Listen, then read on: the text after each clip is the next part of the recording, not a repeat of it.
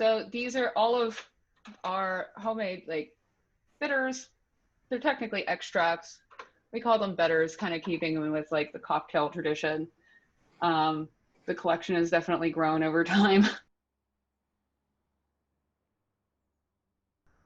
Hey guys, welcome to the first ever episode of Cocktails with Creatives, a new spin-off show from my Cooking with Creatives show that I launched earlier last month. I'm really excited about this new show because it lets me explore something that I really love, which is cocktails and having good conversation with friends over a nice drink. Um, don't forget to like this video, subscribe to the channel, hit the notification bell if you'd like to see more episodes by me. Um, and anyways, so today I invite my first guest, Yulia Brooks. Yulia is a horn player who I met at the Splice Institute in June. She also happens to be someone who works in the tech field, and we're going to drink a cocktail that she created and talk a little bit about technology. Yulia, what's the name of the cocktail that we're going to be drinking tonight? Um, I am calling it a Galeric 75, after the Galeric rose, which is native to Central Europe and specifically France. It's a take on a French 75 with rose and honey and some mint and basil. Wonderful. And, you know, she was very kind and she actually sent me this rose extract that she mailed me that she made herself. So I'm really excited to have that. If you don't have rose extract that Yulia Brooks sent you, Yulia, what's a good way of making this cocktail? You could also substitute some rose water. That's pretty easy to find in different culinary stores. Just make sure it's um, not meant for spraying on your face, because that's you can also find it sold for that method. You want something that's meant for um, cooking or baking with. But yeah, a little bit of rose water would be also good for giving that flavor. Wonderful.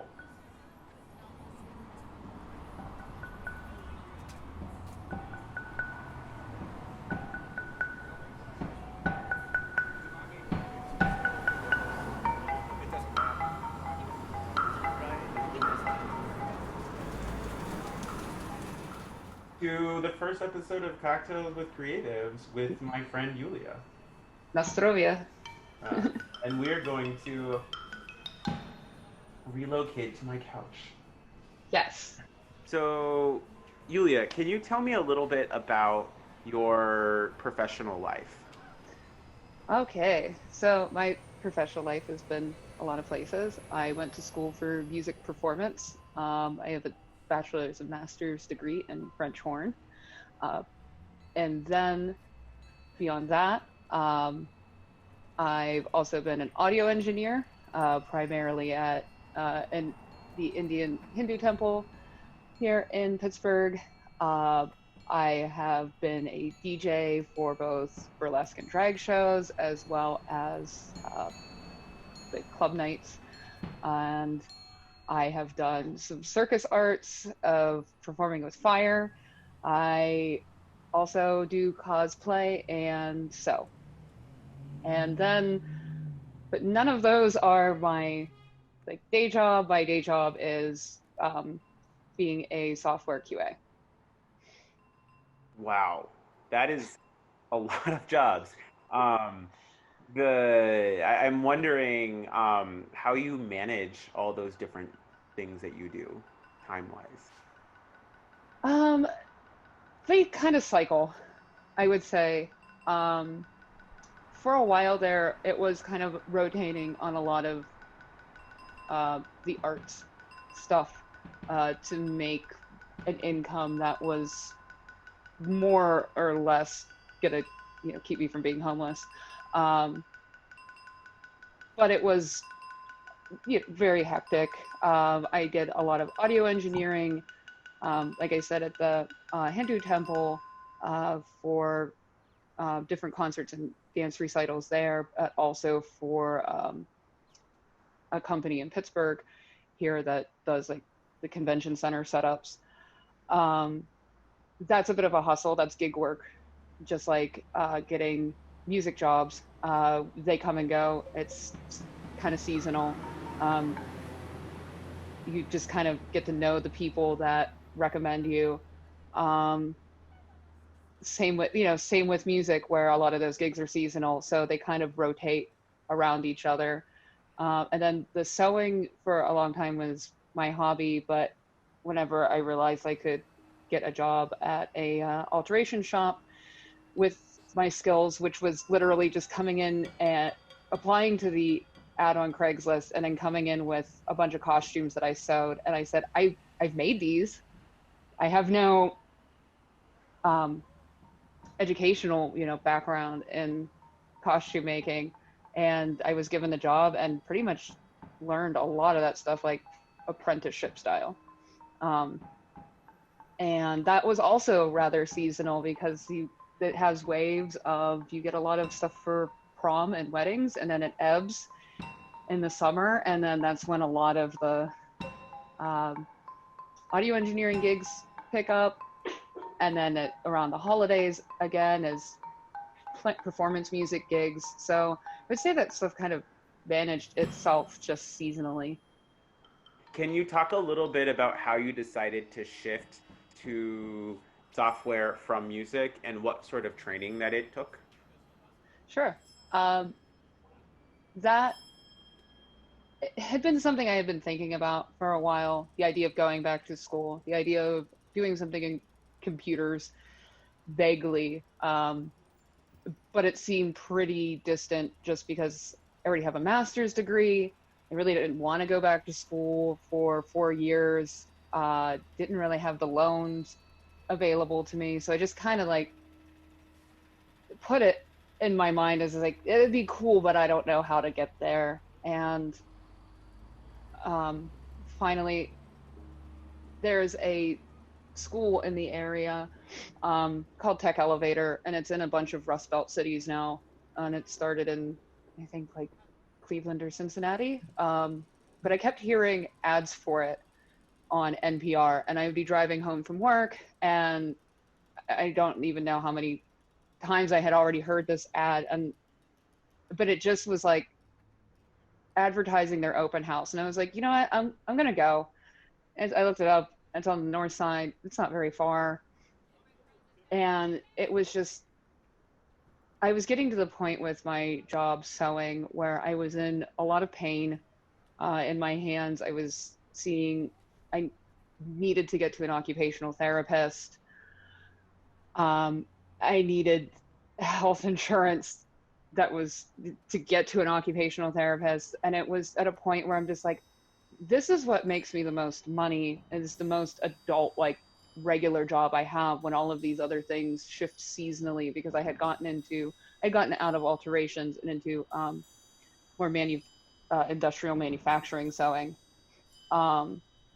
And I liked a lot of aspects of that job, but I couldn't see myself doing it for like 15, 20 years with the kind of pain that I was having in my hands and arms, and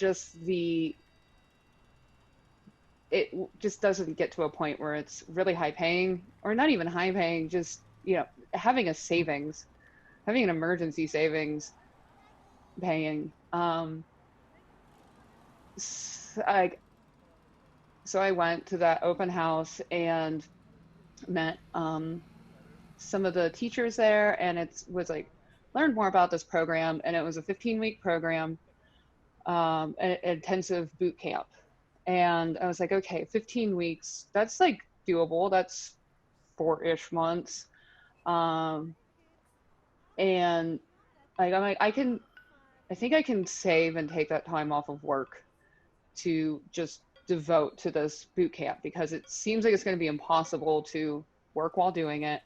And I was able to get some loans. I had to jump through a lot of hoops to get this work grant from the state of Pennsylvania. But I got that because it wasn't cheap. It was like $15,000. And then I also got a zero interest loan from the Hebrew Free Loan Foundation. And that enabled me to take this program. So this was in this, like in February. And then I decided, okay, so I'm going to start in the fall course of this. So that way I have all summer to just work really, really hard, um, and save money and take every kind of gig that I can possibly get, and also do all of the prep work. Because there's a lot of these coding courses that are online that you can take. And the problem for me with that is I know I'm not super, it's really hard to make time for that, to put other things down and like really focus on that, especially when it's different when you get up and leave your house and you have to go and be accountable in a classroom somewhere. So um, yeah, I did that 15 weeks of boot camp, and that's what it was. It really was. It went really fast. They crammed a lot of knowledge at you, and then it wasn't just the knowledge of coding, it was also the just like grooming you to be able to interview well and talk about yourself well and give an elevator pitch, so that you could really sell yourself and get a job. So that's what that training was. That was that thought process. Wow, wow. I know that must have been a lot to decide to shift career paths. I'm wondering how music still plays a role in your life. I know it does. We met at a music festival. Um, no, hearing you talk a little bit about all the different things that you do, can you just talk about that a little bit as well? What you do to stay happy? I still play music in all of the groups that I did before. I still play with the Pittsburgh Philharmonic. I'm really, really happy to be principal horn with that group.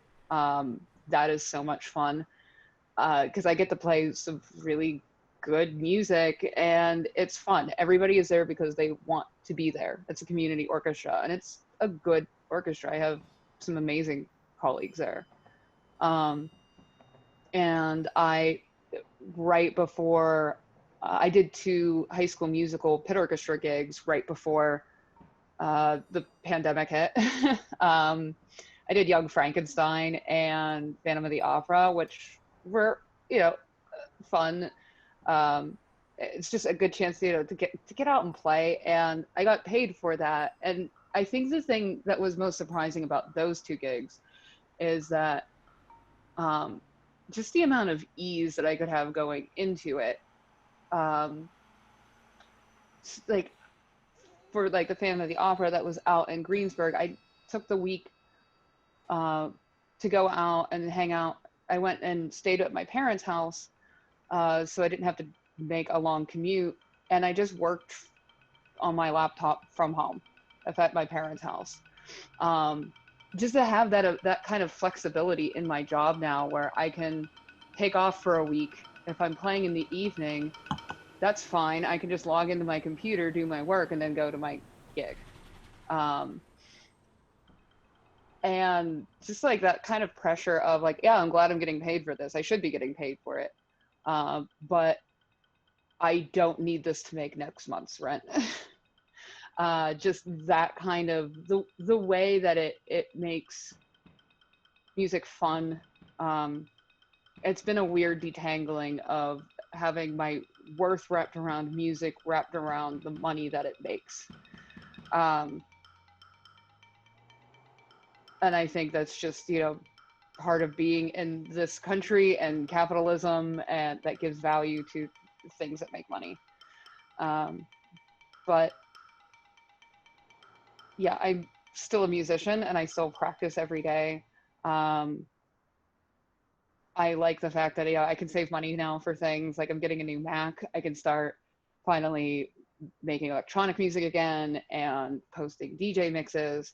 I haven't had a computer in a year because it died, and I was saving money to go to this school program to learn coding, and it's just great to be my own patron, um, and have music be this thing that can be fun again. Because I think for a while it really wasn't. Wow. Yeah, I think that that's something that a lot of people go through, and I think that just hearing you talk about this will be helpful for other people who are struggling, and know that there is a light at the end of the tunnel.